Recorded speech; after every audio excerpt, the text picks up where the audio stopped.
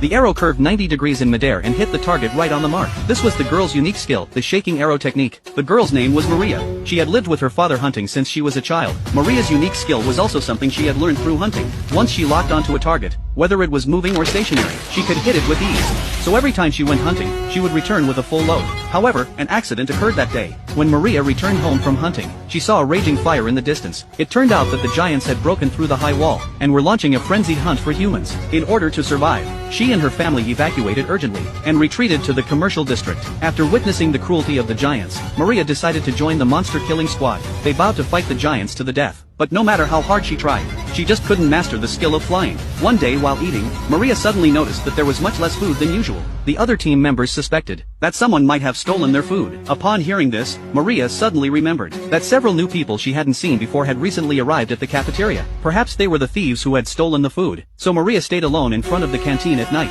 Sure enough, things were as she had thought. There were indeed several thieves stealing food. Just as they were about to carry the food away,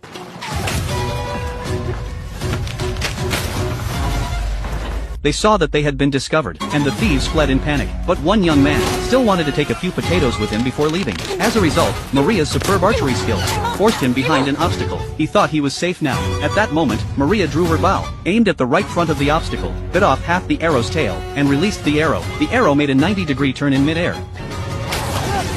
pinning the thief to the cart. The thief couldn't figure out where the arrow had come from. When Maria walked up, she realized